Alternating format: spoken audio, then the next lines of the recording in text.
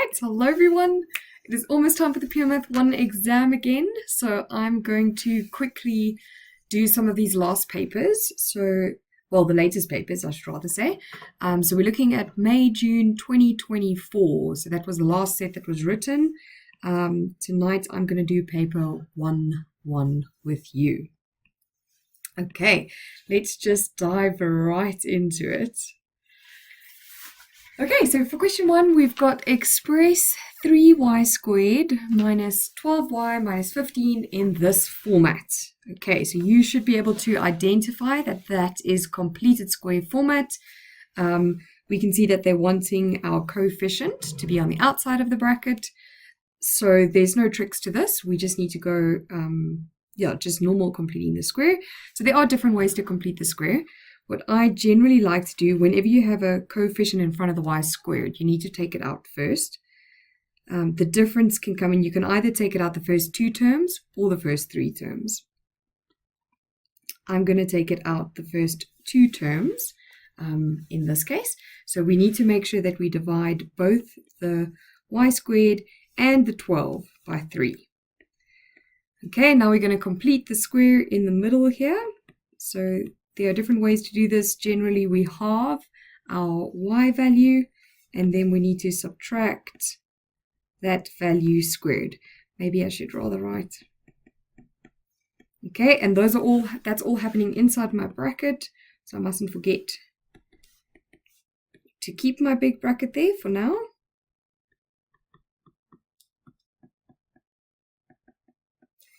Okay, and then I'm going to multiply in to each term.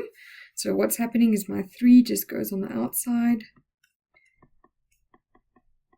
and my final answer is going to be minus 27.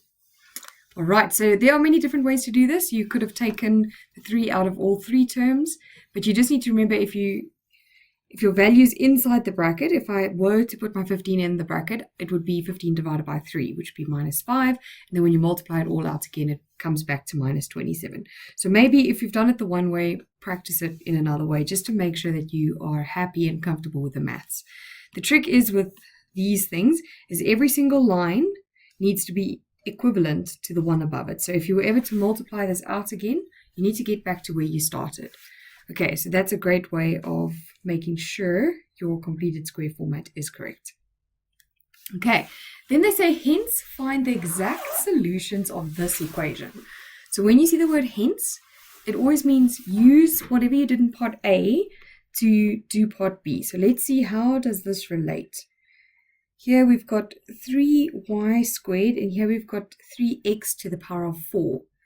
Minus 12. So wherever we have a y, we've got an x squared instead. So we can see that y is the same as x squared. That's how we relate these two things to each other. Okay, and they want us to solve this, and they say hence. So if I were to rewrite my equation from above, every time I have a y, I'm going to have an x squared instead. Okay, it's interesting that they want us to go from completed square format. I think there's different ways to do this, but because it says hence, let's just go directly from here. Okay, another thing that we just need to point out is that it asks for the exact solutions. So maybe that's one reason for it, is because when we do it from completed square form, it does give us the exact solutions. If you were to use a quadratic, it might take you directly to a decimal, and it's going to be difficult to factorize it. Okay, so what we're doing here is we're just unpacking. We want answers for x squared. Okay, so I'm going to unpack x squared. I'm just going to do it one step at a time. So I'm taking my 27 over to the other side. Then I'm going to divide it by 3 to get 9. Now the next thing is my square. I'm going to square root. Every time I square root, I need to have a plus and a minus sign. Then I take my 2 to the other side, becomes positive 2. Okay, so here you can kind of already get 2 different answers. If I were to rewrite this, it's going to be 2 plus 3 is 5, or x squared is equal to 2 minus 3 is minus 1. Okay, from here you should see that this is not going to have any real solutions. If you were doing Pure Math 3, you might get imaginary numbers, but don't worry about that for Pure Math 1. Here, you are going to get plus and minus root 5. And there, let's just check, there's no restrictions on our x, what x can be. So those two should be valid solutions. Right, so that's one way to solve an equation going from completed square format, is just unpack it. If you were to multiply this all out again, you would land back, at this more complicated, well, it's not more complicated, but you could use your quadratic formula. You just need to, rather, instead of just getting a decimal answer, you would need to write it still in surd form. And if you wanted to, I think it'll be a bit tricky to factorize this one. So rather, let's just go, because they said hence, let's go directly from completed square format. Okay. Now, jumping into question 2, this looks very interesting. So one thing to notice about Cambridge is they're always going to give you something that you've never seen. So you need to be prepared for that as you go into your exam. Just be ready to see things that you've never seen before, but the principle always remains the same. So we need to learn what our principles are, we need to know our syllabus, and then we need to be able to answer these questions. Even if it's like this, something like this is not something that I've seen recently in a Cambridge paper. Okay, but what I can see is these are trig functions. It's probably going to be a transformation question. All right, so let's read. The diagram shows two curves. One has the equation of y is equal to sine x. Okay, so it's good to figure out which is which. And the other has the equation y is equal to f of x. All right. If I'm just looking here, this does look like my sine x. Goes up and down. There's one wave and it goes to 2 pi, so that looks like a normal sine graph. Okay. The other one also looks a bit like a sine graph, but there's been changes, there's been transformations. Okay, in order to transform the curve y is equal to sine x to the curve y is equal to f of x, the curve y equals sine x is first reflected in the x-axis. Okay, so we can see that this is upside down, so it has been flipped. Describe fully a sequence of 2 further transformations which are required. Okay, so we started at y is equal to sine x. I normally find it easiest just to write where we're starting. Then they said it's now flipped. It's flipped over the x-axis, which means the function, the whole f of x, now becomes negative. Okay, that would have given us, if I were to draw it, it would have given us something like this. And that goes up. Okay, I'm not going to draw the whole thing, but that's what it would look like. It would just flip over the x-axis. Okay, so now we can see that there's other transformations that have happened. Okay, first of all, can you see that we're not starting up here at the origin? We're starting 2 steps down. Okay, so I know that the whole function has shifted down by 2.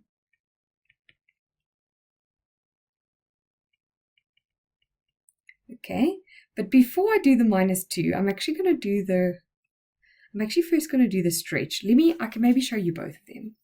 Okay, so what we see here is the wavelength of a sine graph should be 1.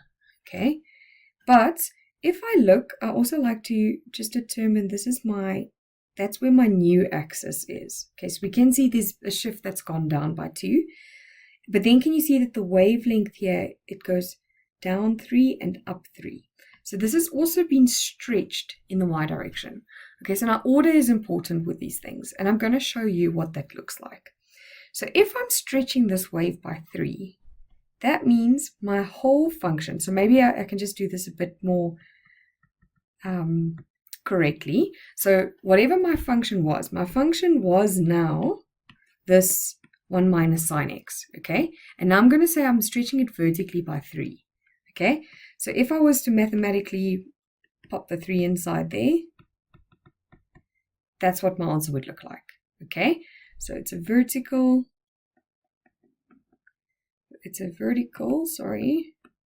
stretch by 3.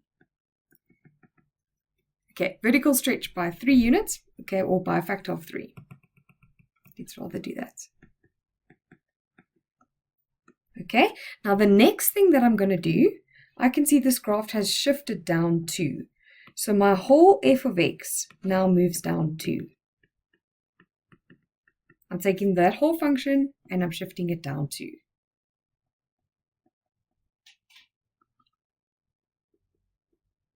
Okay, I'm going to say it's a translation. You can actually just say it's a translation. You don't have to say it's a vertical translation. I'm going to show you now why I say that. Translation by, so I'm just showing it's gone down 2 on my y-axis. You can either say that, or you can say it's shifted down by 2 units in the negative y direction, or something like that. Okay, so can you see that the vertical stretch happened first and then the translation happened second? Okay, if you were to do it in a different order, so I'm just going to leave this. Let's maybe put all of this to one side. So that was the order of those transformations. If I were to do it in a different order, I am going to start from my minus sine x. So I'm saying it's already flipped upside down. So I'm starting at the purple graph here. Now, this is the problem with doing the shift first. If I say it's gone down by 2, so this is not necessarily correct, okay? I'm now shifting the whole function down 2, okay? And then I want to stretch it. So if I'm stretching it, I know my wavelength is 3, so now the whole function must be multiplied by 3. I'm going to end up with something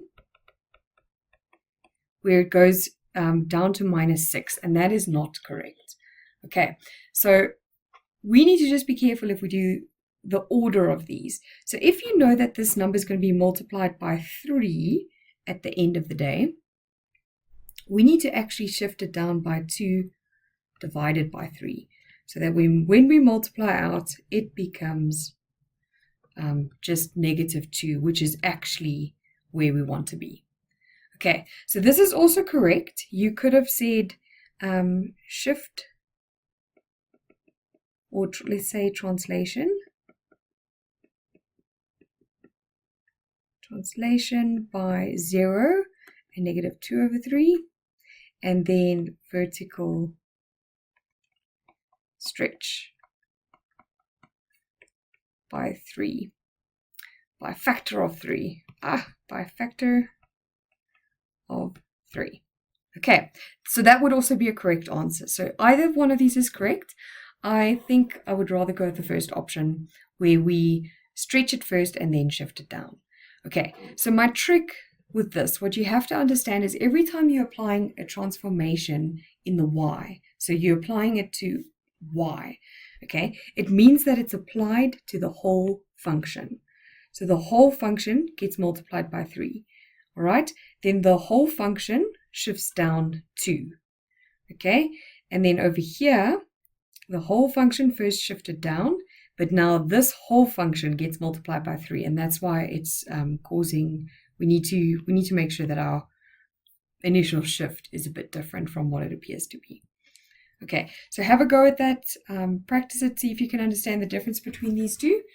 Maybe I can just put it out here for now, but when you're changing x, if you're doing a horizontal thing, you're just changing the x. It's the x that changes. When you're changing anything in the y direction, it's the whole function that changes. All right, that would be my tip for these types of questions. All right, let's keep going. So the next question is find f of x in terms of sine. Okay, so now we just need to apply these into our function. So f of x, we already know that we reflected it and we stretched it and we moved it down by 2. So that should be the correct answer. Okay, let's jump into the next question. So the coefficient of x cubed in that expansion is 160. Find the value of the constant a. Okay, so we're in binomial expansion. You just want to grab your MF19. It doesn't look like there's too many tricks to this one. There's nothing really that I need to look out for. I just need to be careful of my exponent laws. Let's just take a look at question 2. So hence, find the coefficient of x in that expansion. Okay, so this seems like a straightforward binomial question. So we just take our m of 19. So we're going to say a of 6.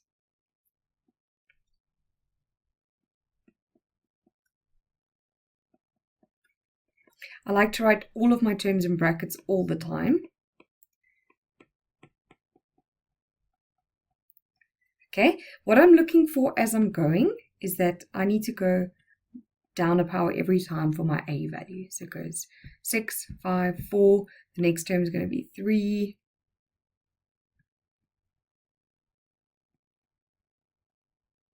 Sorry, that should be a 3. And then here I'm going up 1. So that's, it was 0, now it's 1, 2, 3.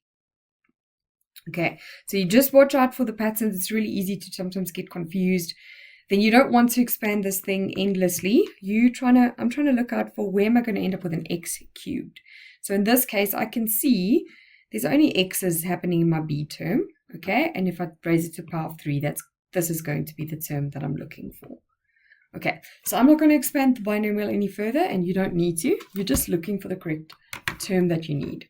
Many people can spot it straight, without expanding the whole thing. I just sometimes expand to make sure. So we're going to go 6 combination 3 on our calculator. 6 choose 3 is 20. 3 to the power of 3 is 27.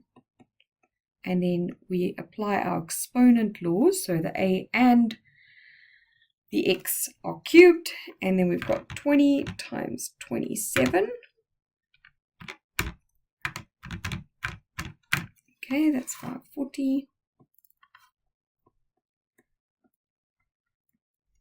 Okay, and it says the coefficient of x cubed. So my coefficient is 540. A cubed. And we know the answer is 160.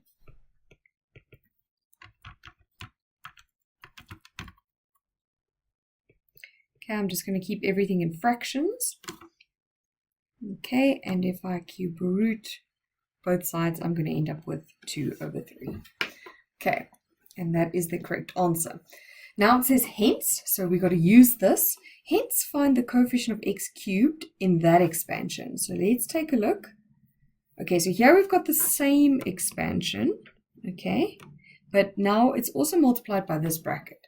Okay, so to be honest, we probably could have then simplified all of our terms in part A, because we're probably going to need at least 2 of them now. So what I might do is, I think I'm just going to, okay, I think I'm actually just going to simplify my expanded form. So 3 to the power of 6 is 729. 6 combination 1 is 6, multiplied by 3 to the power of 5.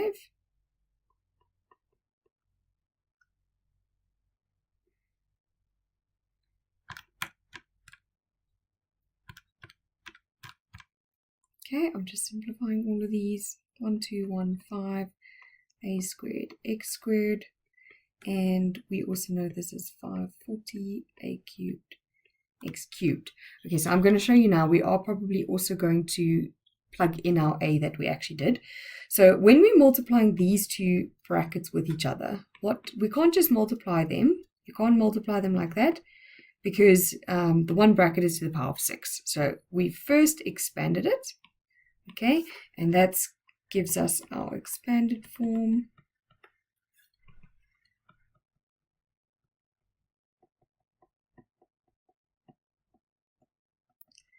Okay, cubed x cubed, and then that can be multiplied with the other bracket. Okay, so I'm just going to put my 3 dots there to show that this expansion does continue. We don't need to do all the terms. Basically, you want to find a match. So what does 1 need to be multiplied with to get x cubed? So I'm not going to get an x cubed if I multiplied that term, not that term. So can you see it's just going to be this last term, 1 times 540 540 a cubed x cubed plus, and then the other one also needs a match. This has already got an x, so if I multiply it by x squared, I will get to x cubed.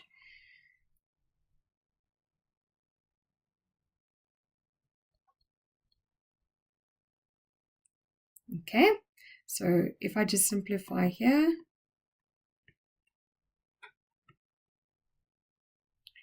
I'm going to get 1215 multiplied by -2 gets me -2430. Okay, so now I've got my two x cubeds. So then if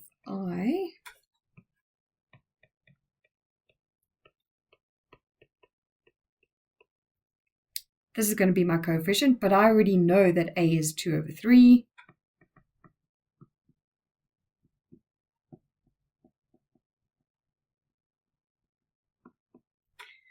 Okay, so if I multiply all of that out, my final answer is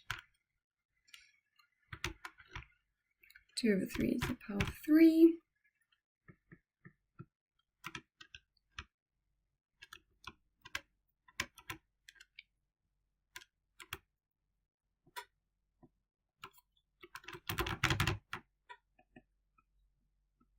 I'm getting a final answer of -920. Okay, so there is not really a trick with this, but just to make sure that you got the principles, generally each of these terms needs a match. Any of the other terms, if you multiply them, it's not going to get you to an x cubed. So we don't need to look at the other terms. So we're only looking for what we need. We don't have to expand the entire binomial. All right, let's jump right into the next question. As I'm coming up to this question, I've got a topic in mind. So I hope you can see this topic. Just out of interest's sake, this is also in the specimen paper for the 2020 papers. 2020 specimen paper, a typical question like this came up. This is testing your theory. And the topic, let's try to figure out what it is. So let's just read. The equation of a curve is given by that. The following points lie on the curve. Non-exact values have been given, correct to 5 decimal places. Okay. Calculate the value of k, give your answer correct to 5 decimal places. Okay, so they're basically just plugging in x values and getting out y values. Okay, so there's not too much going on here. So if we plug in x is equal to 2.0001, what do we get? And we should just be able to put it in here. So if I don't think you need to write this all out, but I'm going to do it just for the sake of showing what we're doing.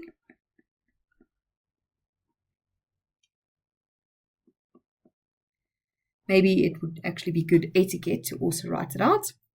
Okay, so that you can show the examiners that you know what you're doing. Okay, so 2 times 2.0001 minus 1 multiplied by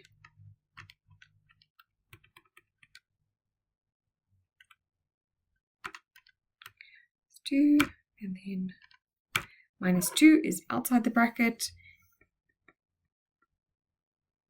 And that gives us an answer of 4.00063. Okay, so that is the value of k. Now, the table shows the gradients of the chords. So they're going AB. There's the gradient of AB is 6.25. The gradient of AC is 6.2511. The gradient of that one is that. Now, find the gradient of the chord AE. Okay, so we're just finding the gradient between 2 points. Okay, so that's actually more like coordinate geometry. It's change in y over change in x. So we're going between A and E.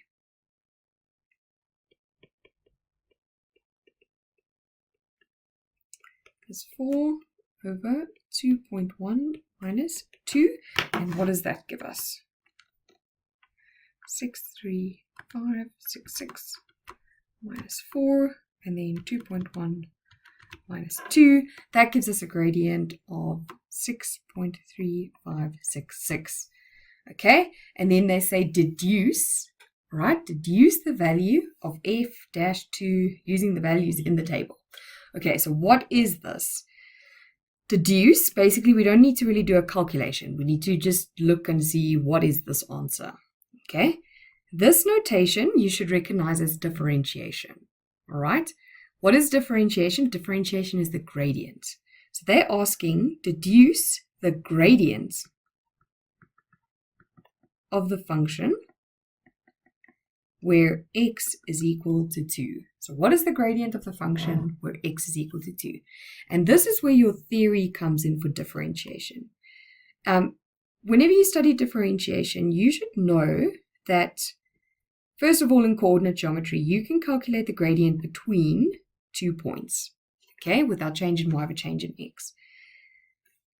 When we learned, well, when some people discovered differentiation, what they did is they brought a point closer and closer and closer. Okay, so if we go and look at our table, you can see that point F is the furthest away, point E comes a little bit closer, so we shouldn't look at the gradient table, we should look here. So F is 3.11 and A is at 2.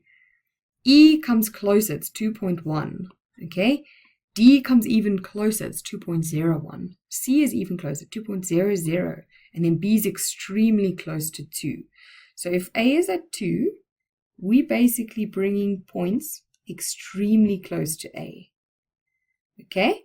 And then we're working out what's the difference between those, what the gradient between 2 points that are extremely close to each other. Okay, and so if we take a look at the gradients, here we went from a gradient of 7 to 6.3566. Then it became a little bit flatter, 6.26, 6.25. 6.2501. So what we can see is the gradient is becoming closer and closer and closer to 6.25. So I think the closer and closer we become, it's just going to get closer and closer to 6.25.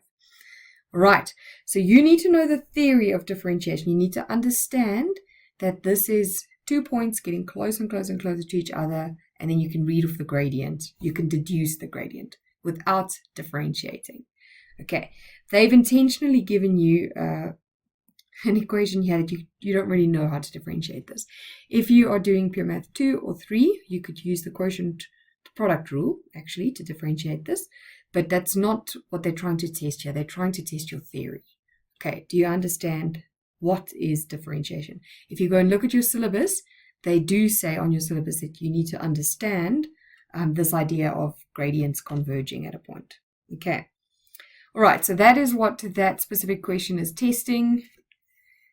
It's not too difficult, providing you understand what they're testing. Then it's quite simple. If you don't see it, it might throw you off a bit. Okay, then let's jump into this one. So prove the identity. So here we've got a proof. So whenever we do a proof, we just start off with the one side, normally the more complicated side. Okay, and we need to make this look like minus cos x. Okay, so often what I encourage you is don't just stare at this, okay? It doesn't normally come to you without you starting to write. Okay, so I don't yet know what I'm going to do, but I can see that I've got causes, so I'm probably going to get rid of my sine. So I know sine is 1 minus cos squared x. Okay. Yeah, let's just see if we can get the like terms. Cos x, and then 1 minus 1, so that actually falls away. That's interesting. Okay, so one principle when doing these identities is simplifying things. You can often factorize when you're simplifying. Okay, so I'm going to take something out the top. I can see I've got a cos x in both terms, and it's also both of them are negative. So I'm going to take out a minus cos x, and I'm left with cos x plus 1. So if I multiplied everything back in, I would end up with what I started with. Okay, so if you now take a look, this could be written with brackets. Okay, so I've got this 1 plus cos x at the bottom, and I've got this 1 plus cos x at the top. So my answer, you wouldn't cross that out, by the way, in your paper. You kind of just take it out, and that is now equal to the right-hand side. Okay, so it's not so clear necessarily what to do initially, but you just got to start writing, and then hopefully the picture becomes clearer. Okay, you need to know what you can and can't cross out. In this case, the whole term at the bottom is being crossed out by these two things are factors at the top. So it's something multiplied by something, so we can cancel out. All right. Then let's go to the next. So once again, it says hence. So we're going to use the top to get to the answers here. So hence, solve the equation. Okay, so I always want to check, is this exactly the same as what they gave me? Oh, and it's not. Okay, so sin x, the top is the same, but can you see at the bottom here, you've got 2 and 2. Okay, so they've taken this whole side and they've divided it by 2.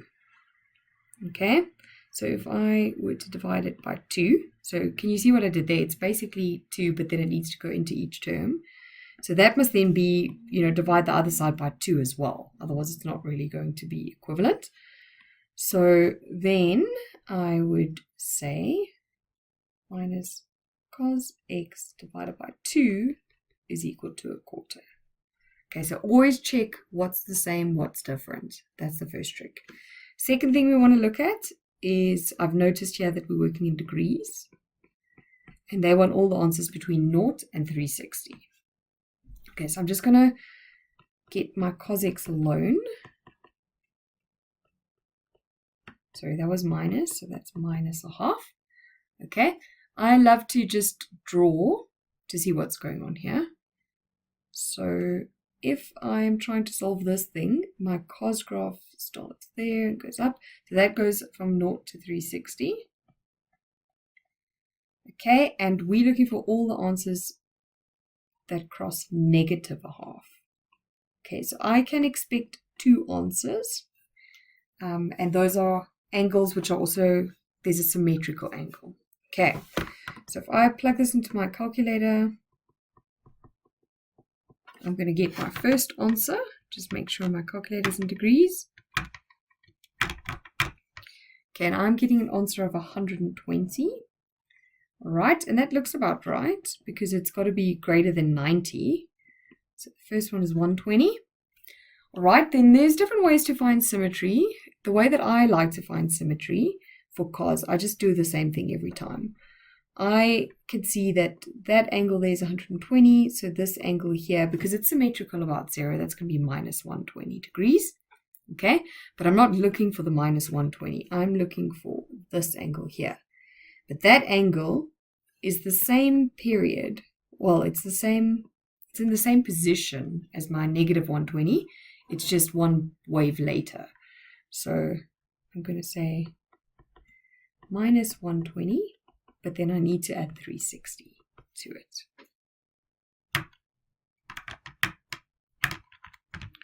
Okay, and I get an answer of 240. So you kind of want to sum up your answers here to show those exact values, because sometimes you're in the middle of it, like the minus 120 is not an actual answer. So just maybe it's good to summarize what are all the angles that you found. All right. Cool, let's go on to question 6. So here we have a function is defined by that. Okay, so this is a reciprocal graph, except the x's are squared. Okay, so that's just interesting to note. The type of reciprocal graph, but the x's have been squared. Okay. The diagram shows the graph of f of x. On this diagram, sketch the inverse and show any relevant mirror line. Okay, what we need to know is that the inverse is when we flip x over y. Okay, so it's really important to draw this line in here. They actually write on your syllabus that you need to show this mirror line. Okay, so that's what's happening. And now we got to try and reflect this thing. It's a bit tricky to picture, but if I am going to reflect that,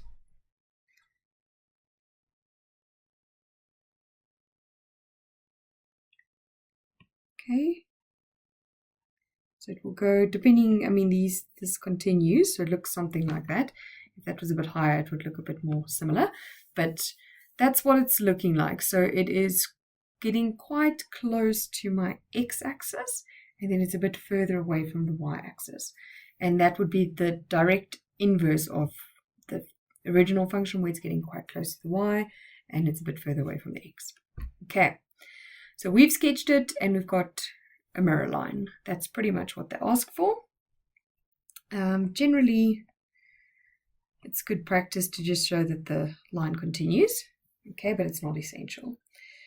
Right, find an expression for the inverse. Okay, so here we just want to follow the steps that we know for inverse functions.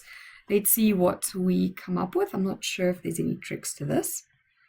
Okay, so maybe I like to say my first step is let y, and then I also write down my domain. Okay, that's quite important. Let's just solve that equation and explain why it has no solutions. Okay, cool. I just want to get a picture of what the other questions are. So first of all, we're going to bring y into the situation. Now we're going to swap our x and y. So x is 2 over y squared plus 4. And here y must be less than 0. Okay, so that just helps me to keep my head up about what's going on here. All right, so now I've got to make y the subject of the formula in this equation, or this is expression. So at the moment, y is below the line. So I don't like fractions, so I'm going to multiply everything through by y squared. Okay. Now I've got y squareds on both sides, and I'm trying to make y the subject of the formula. So I'm going to put all my terms with y squared on one side, so that I can take out a y squared. And then divide through again. Okay, so that's quite a nice trick. Now to get y by itself, you're going to have plus or minus the root. Okay, but you should know your theory. This is not going to be a function. You can't have the positive and the negative root. Okay, so we need to find the inverse function. All right, so we need to see, is the positive and the negative root, well, which of these is valid? Okay. So what we see here, one of the tips there's a few tips. First of all, we can see what the inverse looks like.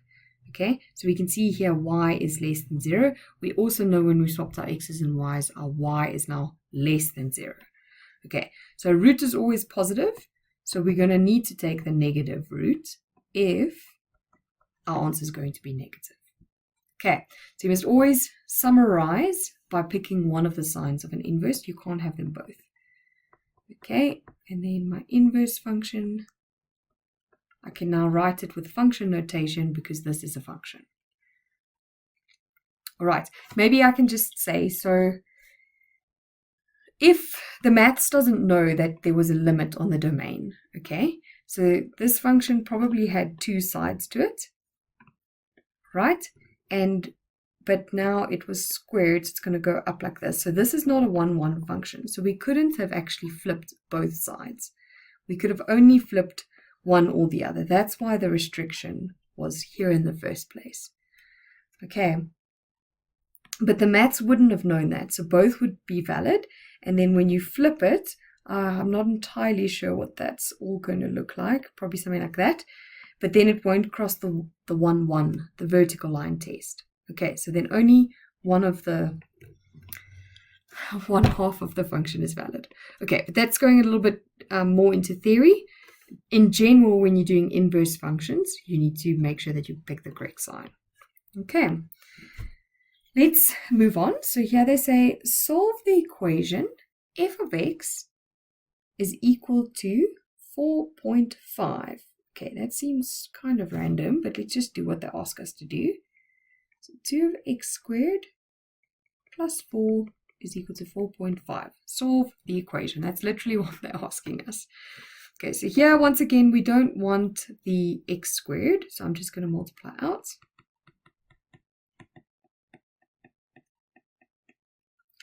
Okay, if I'm getting all my x squareds onto one side, well, I'm going to, so 4.5 is 4.5 x squared. So therefore, x squared is equal to 4.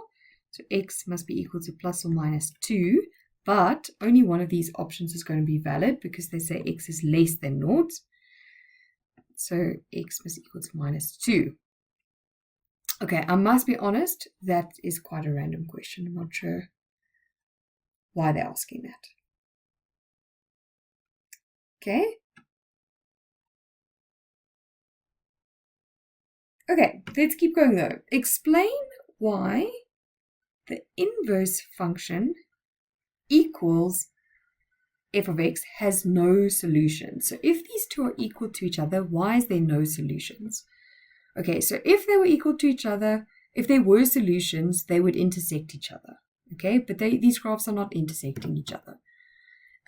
So the two graphs never intersect, I think.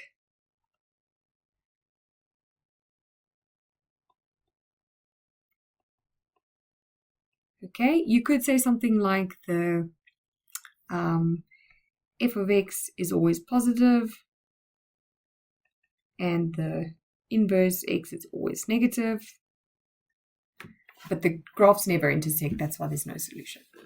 Okay, all right, so a bit of an interesting question, but so it is stuff that you've probably never seen, but at the same time it's testing the same principles. Okay, let's jump right into question number 7. Okay, so as soon as I see something like that, I'm thinking circular measure. Let's see what they have to say here. So in the diagram, AOD, so AOD and BC are two parallel lines. Okay, that's interesting. As soon as I think parallel, I know those two are equal. So maybe I will even just go ahead and pop that in there as well. Okay, so parallel straight lines. The arc AB is part of a circle with center O. Okay, so this is always good to picture. If that's the center and the arc is AB, that means this is a sector. Okay. So I'm just going to show it so nice. In this topic, you're always looking for sectors and triangles. That's basically the gist of it. Okay, and it's a radius of 15. So that's 15. This is also 15. Okay, the angle BOA is theta. Arc CD is part of a center with circle O and radius 10. So that's also 10. And here we've got another sector. Okay, and we can see that's perpendicular. And then we've also got a right angle triangle in the middle of it all. Okay, angle COD is pi over 2 radians. Okay, so we just saw that. Show that theta is that correct to so many decimal places.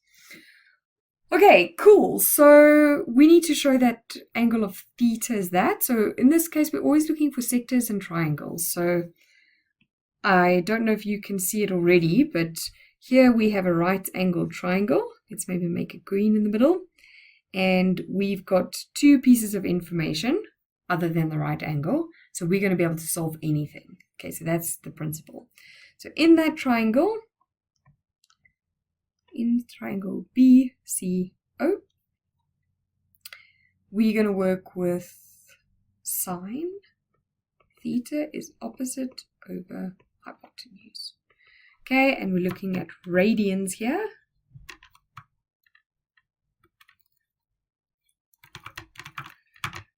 And we can see 0.7297 is correct to 4 decimal places.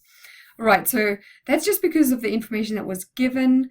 If they gave us, for example, the arc length and another side, we could have used the sector to work out the radius, but we don't have any arc lengths here, so basically it was up to the triangle for us to figure that out. Okay, now I've got a page and a bit and a 7-mark question. So find the perimeter and the area of the shape A, B, C, D. Give your answer to 3 significant figures. Okay, so let's just go, if we're looking at the perimeter, I'm going to get my arc length. So let's just write it out. So my arc length is R times theta. So I might just rather say 15 times theta. I'll do theta for now. So that's going to be my arc length. Now I need to get this side over here. Okay, plus BC. I'm just going to write here BC for now. Plus my arc length CD is R times theta. Pi over 2 plus 10 plus 15. Okay, so what do I need to work out? I just need to work out BC quickly. I'm going to do that on the side here. So in that triangle, I can say cos is adjacent over hypotenuse.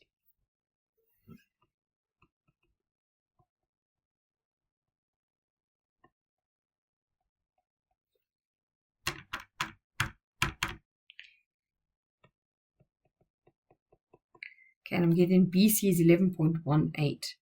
Okay, so therefore my perimeter is 15, and in this case we also know the theta.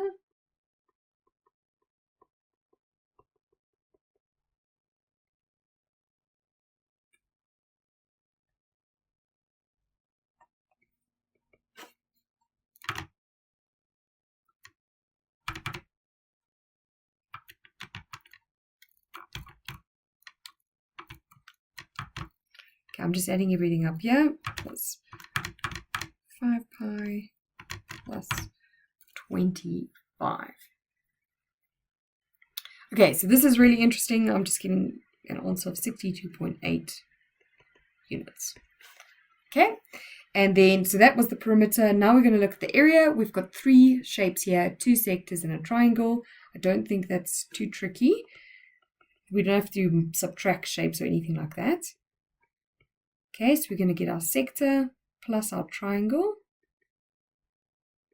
base times height, plus a half r squared theta. So it's the 2 sectors, but now we've got to just make sure we get the right theta. So that's 15, and our theta is 0.7297. Okay, the base of our triangle we already worked out is 11.18. And the height of our triangle is 10. You could have also used the other triangle formula if you wanted. Okay, our r here is 10. And our theta was pi over 2. Okay, so let's just add this all up together and see what we end up with. So 0.5 times 15.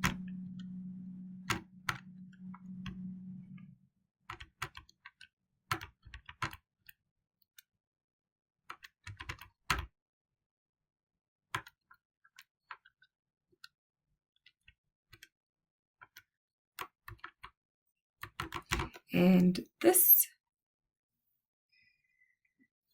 I'm just going to double check it quickly. Okay, sorry, my 1r should have been squared here.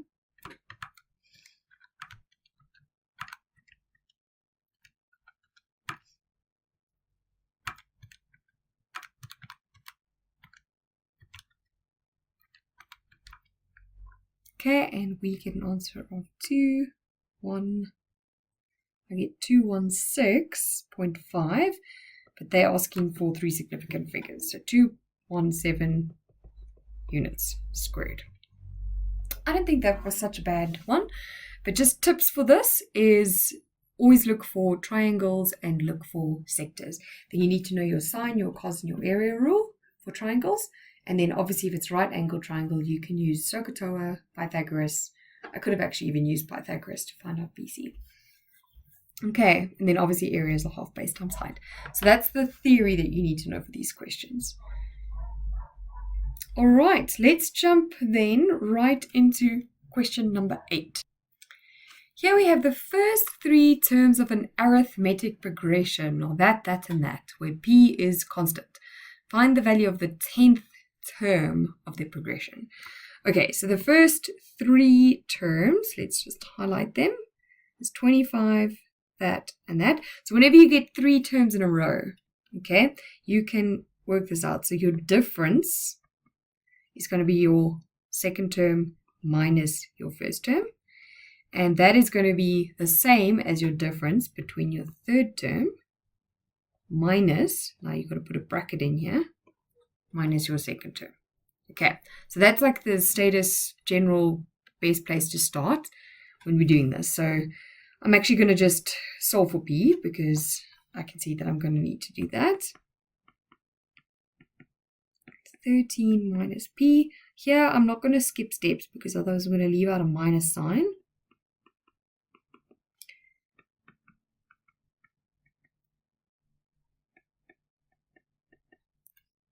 Okay, so the 5 and the 4 becomes 9p.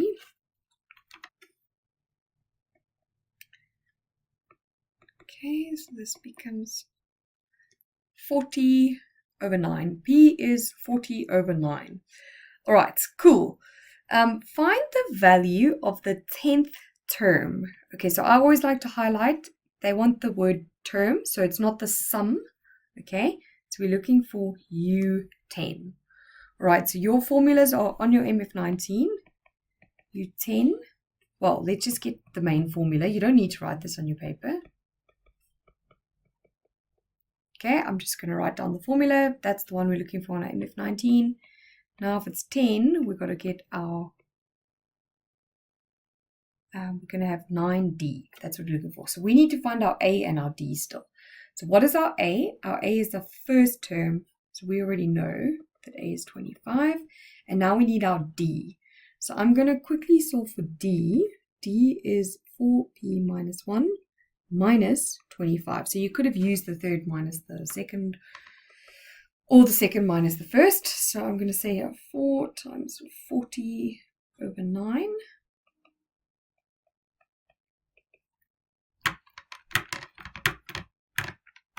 Okay, if we just plug this in our calculator, I am getting minus 74 over 9. Okay, so it's strange answers, but just double check. It doesn't mean it's wrong. Just double check as you go. This is going to give us 25. It's going to give us an answer of minus 49, which is the correct answer. Okay, cool. So a bit of a strange question, not necessarily a trick though, but it is helpful to know this first line over here. On your syllabus statements, when you go and check out your syllabus, basically they talk about a series where you've got A, B, and C, 3 terms in a row.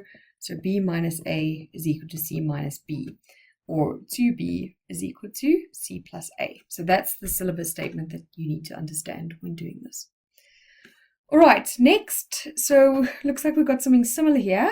The first 3 terms of a geometric progression. Okay, interesting. So it's very similar. It's actually the same type of progression, except now we've got a geometric progression, not an arithmetic progression. So what does that mean? It means that we've got an R value, not a D value. And to get R, we have to divide the one term by the one in front of it. Okay, so that's how we're going to set that up. And once again, if you've got that, it's going to be B over A is equal to C over B. Okay, so that's the syllabus statement that this is connected to. Okay, so you got 4q minus 1, 4q minus 1. You could have also just squared the bracket, that's fine. It's also a bit weird to put the 25 there, but don't worry. All right, 16q squared.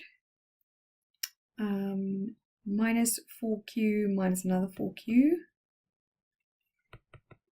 Okay, and here we've got 13 times 25. minus 25q. Okay, so it looks like we're going to be solving for a quadratic. And they have given us more information here. So q is a positive constant. Okay, so we're only going to be using the positive constant if we get to minus 25. So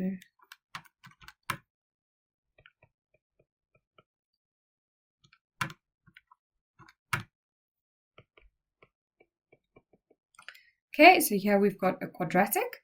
I'm just going to see, oh no, it's not going to necessarily help us. I wanted to see if it was maybe divisible by 16, but you can see it's not really going to work. The 17 isn't going to work. All right, so let's just see.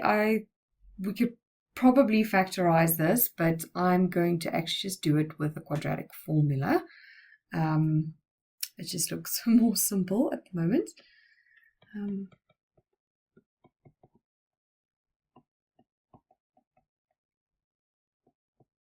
Okay, so you don't have to write down the formula when you're doing this. I'm just doing it to show what I'm doing.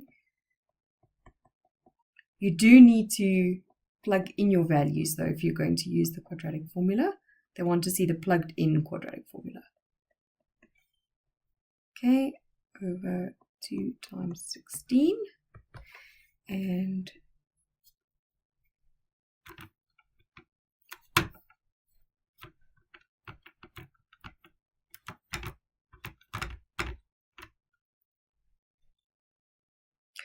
should actually be q is equal to 4, or q is equal to minus 81 over 16. Okay, and they asked for q to be a positive constant, so we know that q is equal to 4. Okay, so that's just solving for q. It's not solving for a or r. Okay, in this case, we know that our a value is 25, and our r value is going to be 4q divided by 25. So in this case, 15 over 25, or you could say 3 over 5. And then they asked for the sum to infinity, which is a over 1 minus r.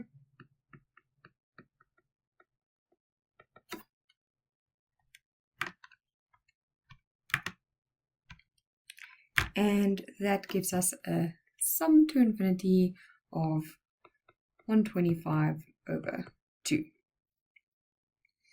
Okay, so I don't think there's a trick question there, but once again, it's just these syllabus points that they are testing that you understand. So those ones and those ones.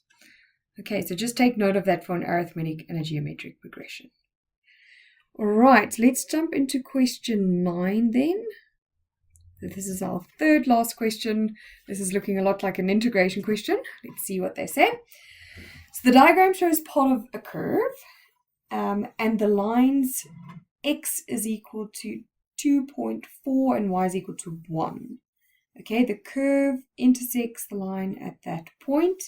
Find the exact volume of the solid when the shaded region is rotated around the x-axis. Okay, so this is going around the x-axis. We got to sort of picture this as a hollow thing, or something like that. Okay, cool. Let's just go though. So what are we doing? We are needing to find the volume of this thing. So our volume, you need to remember to have your pi. We're going to go between 1 and 2.4. And then we've got to square our function. So our function is 5x minus 4 to the power of, I'm just going to bring it up, but this whole function needs to be squared, okay? This is going to get us this volume pretty much of this white area rotated around. So we're going to also have to rotate the line around as well, or get the cylinder and then subtract the one shape from the other one. Okay, so let's see what this leads us to. So 1 to 2.4. This is going to be minus 2 over 3. Okay, so we're going to need to do the reverse chain rule here.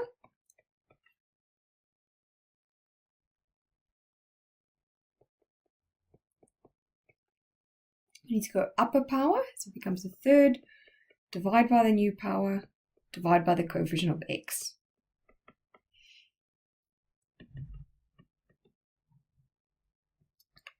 5 times 2.4.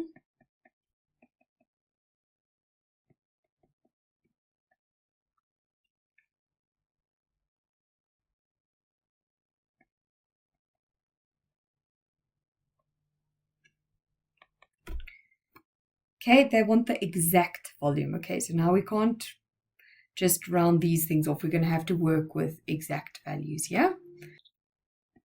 Okay, so we've got pi. 5 times 2.4 is 12, which is 8 to the power of a third. And then, so I'm just doing a little bit at a time here. So 5 and 4 is just 1. Okay, luckily these are great values. So 8 to the power of a third is the cube root. That's going to be 2 pi minus 3 over 5 pi. So 6 over 5 minus 3 over 5 is basically 3 over 5 pi. Okay, so that is the volume of this. So it's integration always goes from the curve to the axes. Okay, so we've rotated that white area around. We've got that solid piece. So we actually need to get the full cylinder. First get the full cylinder, and then we're going to like drill out that piece that we just calculated.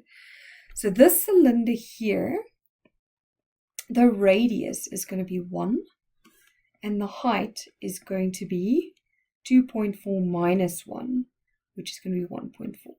So the volume of a cylinder, is going to be your circle area, pi r squared, times your height. So we said it's 1 squared, and we said 1.4. So 1.4 pi. Okay. And that is the same as basically saying 7 over 5 pi. And so what we're going to do, we're going to take the 7 over 5 pi, and we're going to subtract 3 over 5 pi, and that's going to leave us with 4 over 5 pi. And that is a volume, units cubed. Okay, so this is interesting. Normally they take the geometric shape out afterwards. In this case, the geometric shape is the bigger one, and we got to remove the volume of the curve around the axes. Okay. Let's jump right into our question number 10. Okay, here we've got another 8-mark question. So there's quite big questions at the end of this paper. Let's see what this one has to say. So the equation of a circle is that the line with that equation passes through the point 0 and minus 9, and it is tangent to the circle. Okay, so if I just want to orientate myself here, this is a circle. The center is 3 and 0. Okay. And my radius is going to be root 18. So if I go 1, 2, 3, and 0, and the square root of 18 is 4.24, so something like that. Okay, so I don't know exactly what it looks like, but I'm just getting an idea. Okay, and then we've got the line y is equal to mx plus c, so they haven't given us a lot to go with here. But they do say it passes through the point 0 and minus 9. Okay, so wherever that is, well, we know it goes through 0 and minus 9. That's interesting because our c value here is actually minus 9. Okay, it passes through that point and it's tangent to the circle. Okay, so there's a line. The gradient can change. Okay. Gradient can change, but what can't change is the fact that it goes through the point 0 and minus 9. Okay, so there's probably going to be more than one option here. Okay, it's going to look something like that. There's 2 different places because the gradient is changing.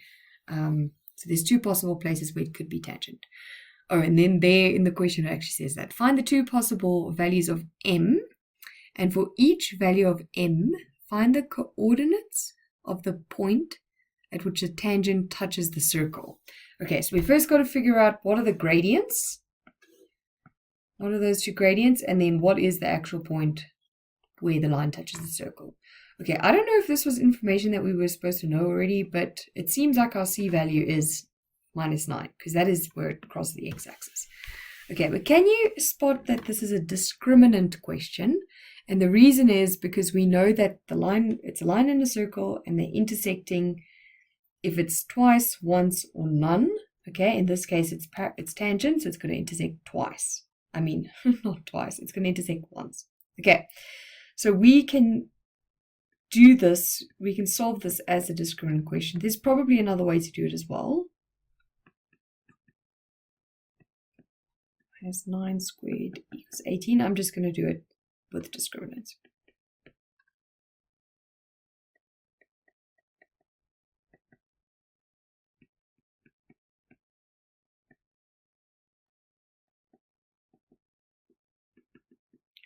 Okay, so let's see, we've got x squareds and x's and other values. So let's combine our x squareds. So minus 6x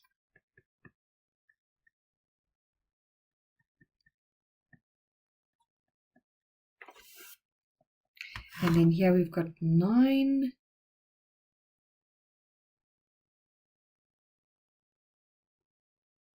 this should have been a plus here.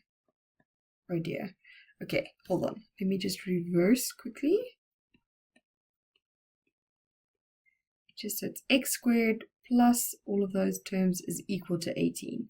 So we've got an x squared plus m squared minus 6x minus 18mx. And then we've got a 9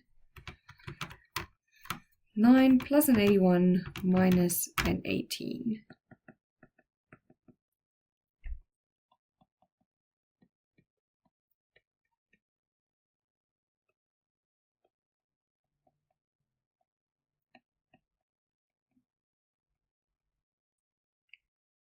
Okay, so we've got our A value, our B value, and our C value.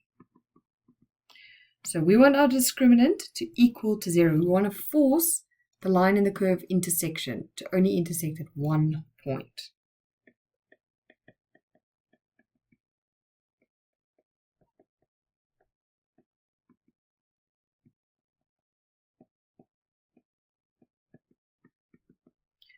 Okay, this must be squared, so b squared minus 4ac. So we've got 36 minus times minus becomes a plus.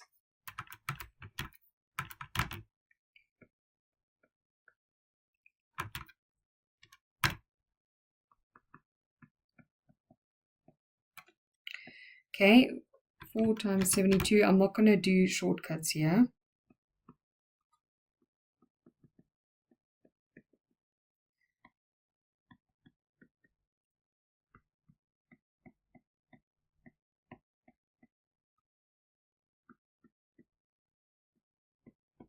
Rather just take the extra steps to make sure that you get it right. So 324 minus 288 is 36m squared. So I'm just going to go slowly here.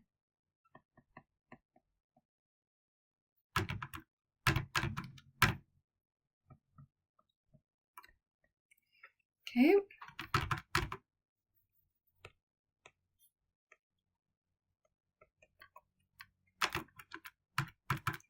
Okay, I just took a chance. They can be divided by 36, so that cleans it up really nicely. Okay, and now we can also see the factors here. So we can take it to 7 minus 1. Okay, so m is equal to minus 7 or m is equal to 1. Okay, does that make sense? So I drew a little rough sketch here. Can you see here that this one, m is equal to 1, makes sense? And a much steeper graph, which is a little bit negative, minus 7. So my drawing is not to scale, but it's kind of accurate enough. It was good enough, and for me to see that these answers are correct, well, it seems like they make sense. Okay, so there's two different gradients that can give us the circle and the line intersecting once. So we just need to keep our head about us here. Now they say, find the two possible values of m. For each value of m, find the coordinates at which the tangent touches the circle. Okay, so we're going to take a look at if m, I should write, if m is equal to 1 or if m is equal to minus 7. Okay, so we need to go back to this step over here. Okay, actually we can go straight to the one just below it. So basically we put the line and the circle together, and then we got rid of the x's by looking at the discriminant only. Okay, now that we've solved for m, we need to go back and solve for x. Okay, so we don't want to go necessarily back to the very beginning and rewrite the line and the circle. We've already put them together. And so now we just need to go and look at the two different situations. The first one is if m is equal to 1. So if I've got 1 plus 1 squared, I can have 2x squared. And then I've got minus 6 minus 18 is minus 24x plus 782 is equal to 0. So now I actually want to solve for x. What is the value of x here? I'm just going to simplify this by dividing by 2. Okay, you can solve this in whichever way you want. I can see that this is going to factorize. And it's going to be two of the same factors. And that makes sense because we know that the line and the curve are a tangent at this point. So we're only going to have one answer. Or you could have repeated roots here. So x is 6 or x is 6. Okay, does this now make sense? Let's go and look at our diagram. So as you can see here, it kind of makes sense if that value is 6. I would say this one over here, x is equal to 6, kind of makes sense. All right, and then let's go and take a look at what if m is minus 7. So this might take a bit more writing. So it's 1 plus minus 7 squared is going to be 49.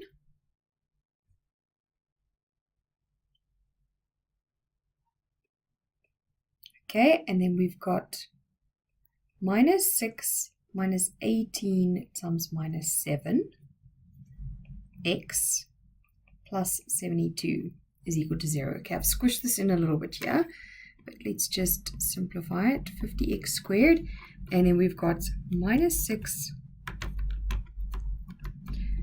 minus 18 times minus 7 is plus 120x. Okay, so everything here is definitely divisible by 2. I think it's going to be divisible by more than that. Let's just do 2.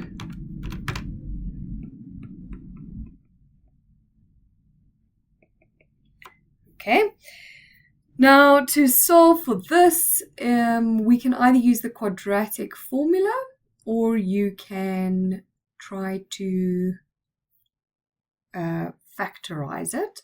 I think I might actually give it a go in factorizing it. So let's say, because we know that we actually only want one answer anyway, so it's going to be probably 5x plus 6. Let's just double check that. So we've got 25x squared, so then 5 times 6 times 2. Okay, yeah, so that was quite a little bit of a cheat method. I know that I'm only looking for one answer, so it must have two of the same factors. Okay, so x is then equal to minus 6 over 5. Okay, so my two values of x, so minus 6 over 5, does that make sense? Yes, I would say that makes sense over there. Okay, so my non-scale drawing is helping me out quite a bit here. It's giving me answers that kind of make sense, so I can be confident. If I was getting answers that seemed way out, I would be, I'd need to go and double check. Okay, so let's just go. They want to know, find the coordinates of the point. Okay, so basically it's not just the x coordinate, we're also going to look for the y coordinate. So I'm now going to plug my y coordinates. I think I'm going to plug it directly into my straight line. So my straight line here is x minus 9 and minus 7x minus 9. So if I plug in 6, so this is going to be a point 6 and minus 3.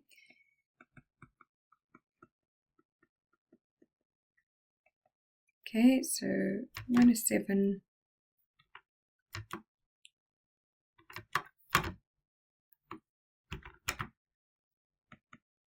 It's minus 3 over 5, so this point here is minus 7 and,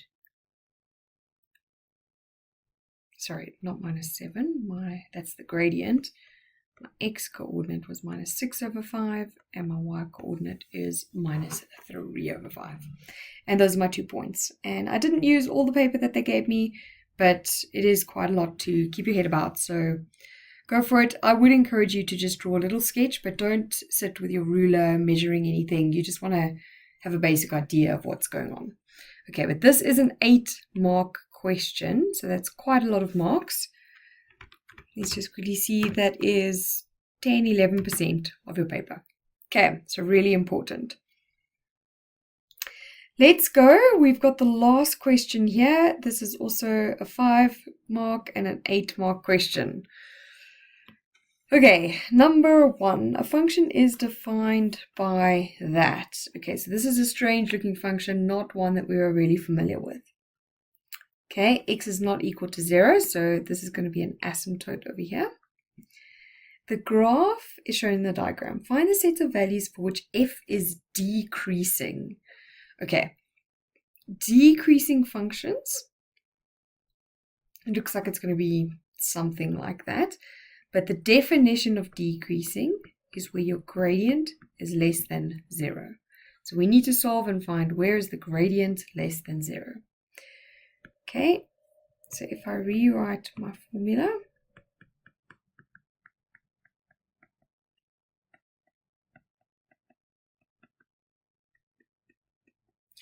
okay, if I were to differentiate this,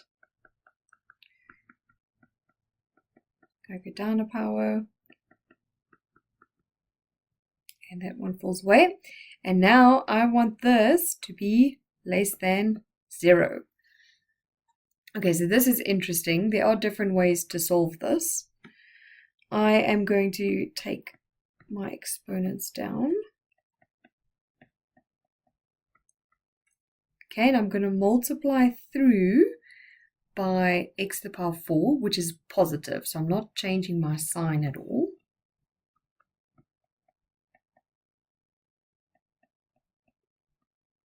Okay, if you just multiply through by x, you might be needing to flip the inequality sign, so just be careful there. Because I multiplied through by x to the power 4, I'm definitely multiplying through by positive numbers here. Okay, so now, sorry, this should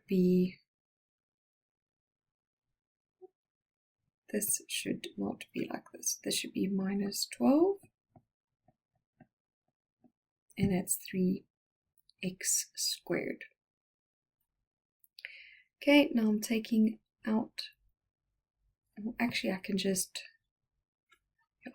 let's divide through by 3.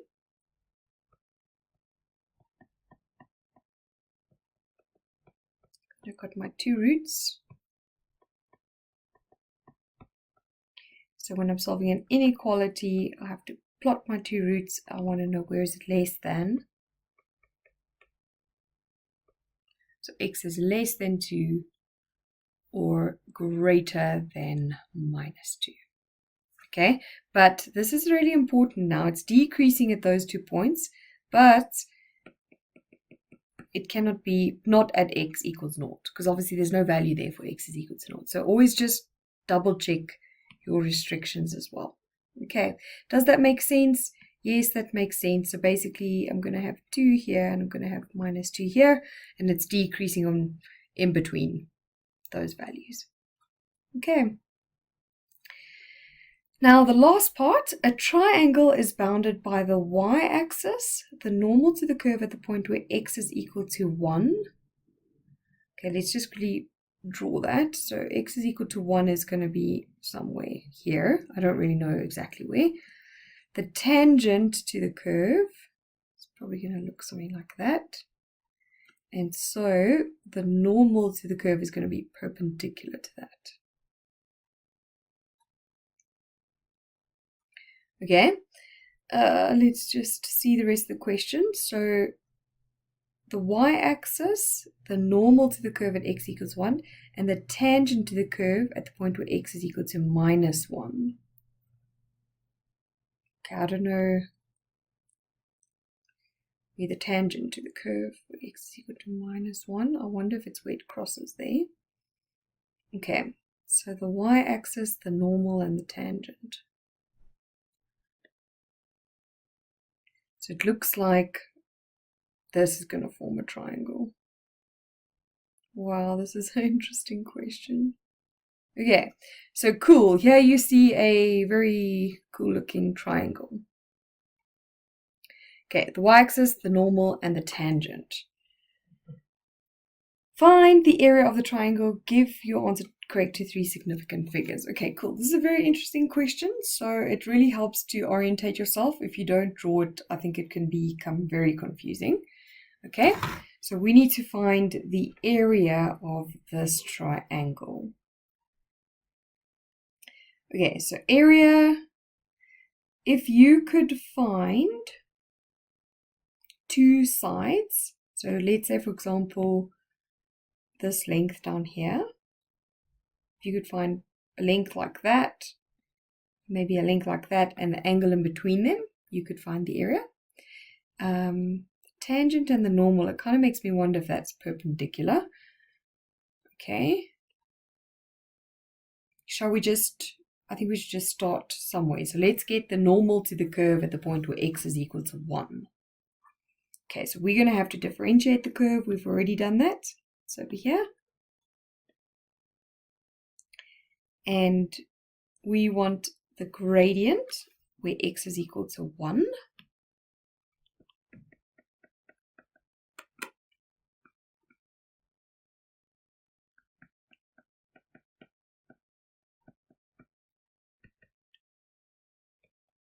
Okay, so the gradient is minus 9. That's the gradient of the tangent.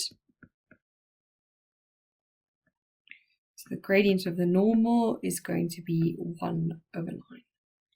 Okay, so that's the gradient of the normal. Maybe we can just figure out what the equation of the normal is as well. Okay, does it make sense, by the way? Is this gradient 1 over 9? I would say that makes sense. It's kind of flat and it's positive. So that does make sense to me. Let's just work out what is our y value at that point. So our equation, I'm just going to write it here.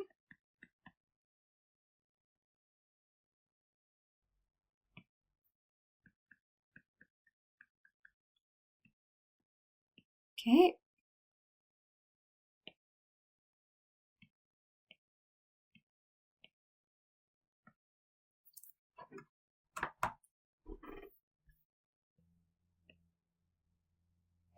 Okay, so if I'm finding the corresponding y value,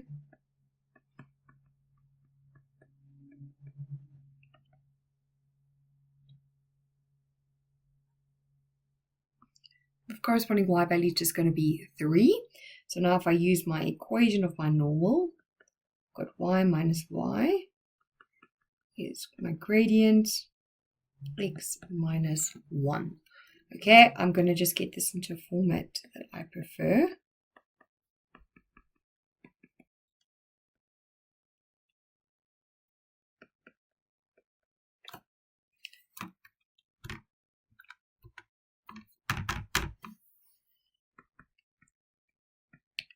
Okay, so 1 over 9 x plus 26 over 9. So the 26 over 9, we see, okay, here I've got it over here.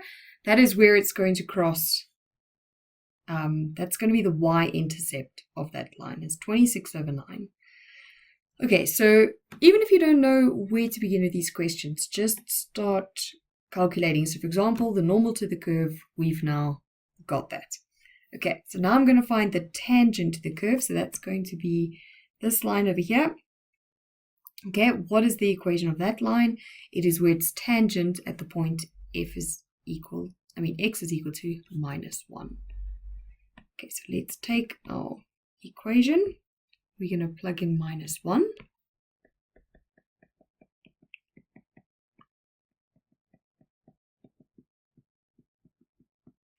And we're going to get basically minus 12 plus 3 is minus 9. So the gradient at that point is minus 9. Always think to yourself, does it make sense? Yes, that's negative. It's pretty steep. That kind of makes sense. I want to find the corresponding y value at that point. So we know that's where f is minus 1.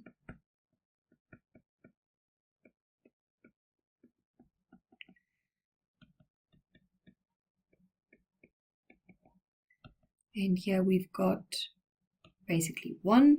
So my equation, sorry, that's going to be y minus 1 is my gradient of the tangent, and x minus minus is plus 1. So if we simplify this, we're going to be left with minus 9x, and then minus 9 plus 1 is going to be minus 8. So that's the equation of my tangent. That's interesting because basically it's giving us this point over here, which is minus 8. So if I just look at those 2 points, I can already calculate my length of that one line is 8 plus 26 over 9. So this is going to be 98 over 9 units, or 10.8 recurring. Okay, so that's the length of the one side. Now, it would be useful to find the length of either one of these other sides, and I think to find my point of intersection is what's going to help me just start somewhere. Okay, so points of intersection is where the normal and the tangent meet. So we're going to make them meet here.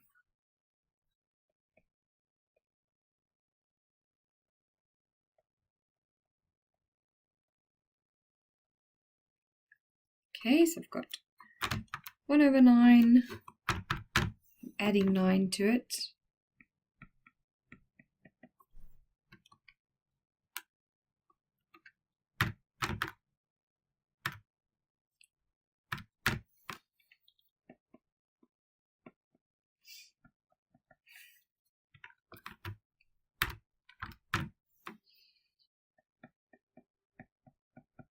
Okay, and I get an answer of minus 49 over 41.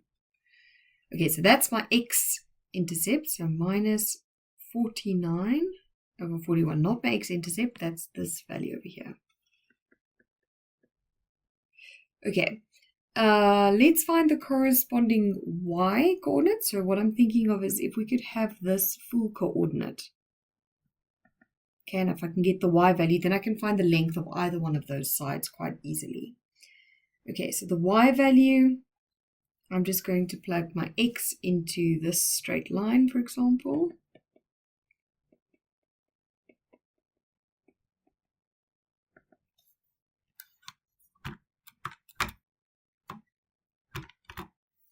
And I get an answer of 113 over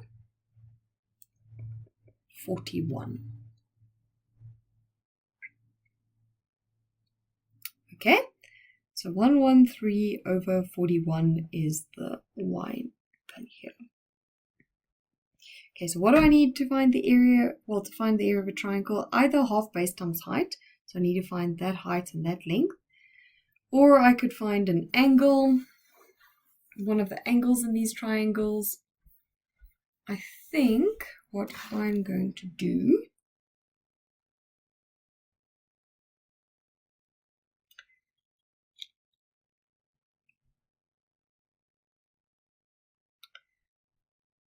I think I'm just going to find the length. Let's go the length of this line up here. Okay, so I'm just going to do it over here. The length is going to be the difference in my x's. So in this case, it's going to be 0 minus minus. It's 49.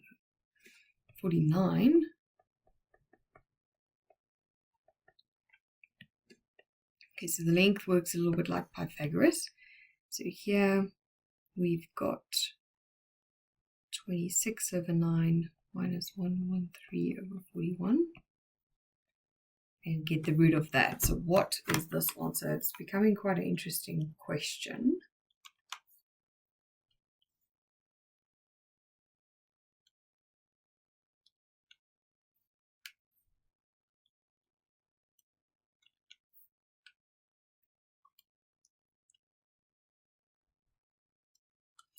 I'm getting an answer of 1.202, that length. Okay. All right, so I'm going to maybe just use, I've already found two of my sides. I've got that side and that side. So you could obviously also find the third side by getting the difference between the 2 points. But I'm just going to go with this for now. So if we've got two sides, we need an angle in between them. Okay, so I want to do this because I actually want to, there's different ways. We could have just found the right angles and used half base times height. But I'm going to use my area formula as a half AB sine C. So whatever, I've got two sides and an angle in between them. So I need that theta angle over there. So one of the things that we must not forget with coordinate geometry is that an angle of a line, so I'm going to look at this line over here. So tan theta is equal to my gradient. Right, so if I say tan theta is equal to 1 over 9, what is theta equal to? I get an answer of 6.34 degrees. Okay, so I have to understand what that is. That is this angle over here. Okay, so that's going to be the same as this angle over here. And so if I just look, I'm going to say 90 minus that answer. So my theta is 83 let's just say 7 degrees. Okay, so now when I'm looking at my area, I've got a half times my one side times my other side, and then sine of 83.7 degrees. So this is one way to do it. There's more than one way.